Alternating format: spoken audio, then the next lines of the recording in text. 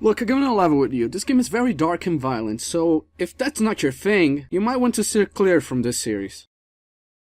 Okay, at the end of the tutorial, there's the Tar Cafe here, and it has a reference. All your base are belong to us, which is a very old internet reference. If you look at this venue, you can jump on it, and you jump on that newspaper stand, then the AC, and you go up the fire escape.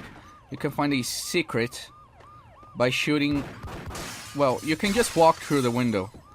And this is, well, although this has ammo and a bunch of stuff, doesn't really matter since it doesn't carry to the story, but it's a nice little secret. When you come up these stairs that lead to the door with the where you have to put the detonator in, you come up across these two thugs. They'll start arguing, and one thug will kill the other. And if you throw a grenade right at this hole, right at the start of the level, and you look at your objective has changed. It says, I had declared war against the rats, and when you come to this room full of rats, the rats will start shooting at you. This is one of the most iconic Easter eggs in the game, and one of the most well remembered to this day. When you come across the vault, you'll hear a siren. If you shoot this thing on the roof, thank you. Another secret, as apparently this vault there can open.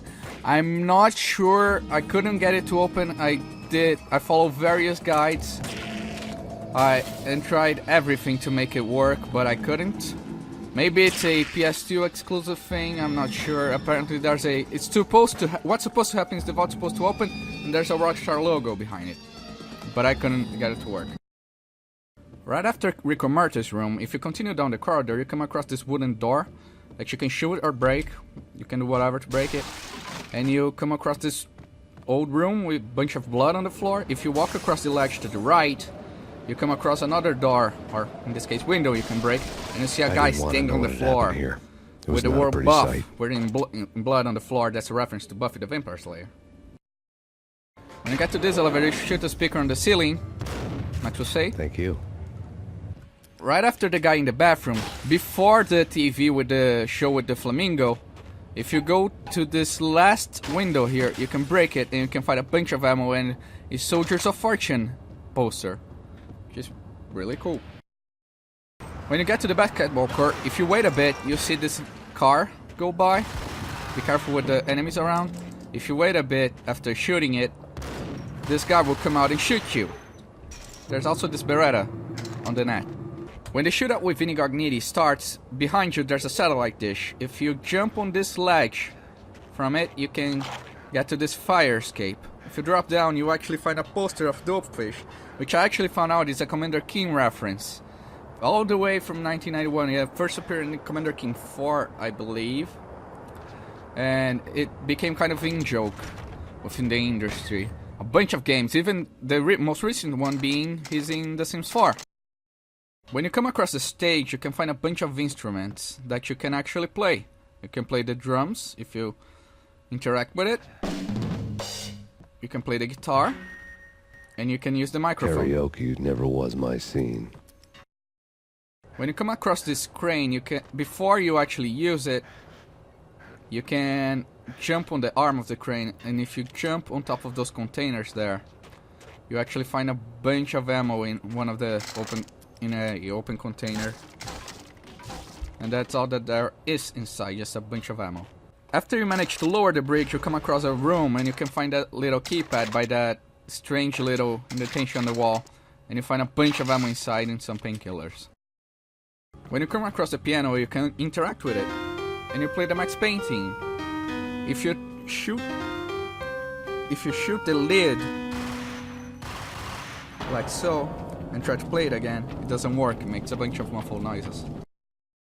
In Backstabbing Bastard, if you jump on top of these barrels and then on top of the AC conditioner, and then you shoot this little hut here, and you step on top of this grate,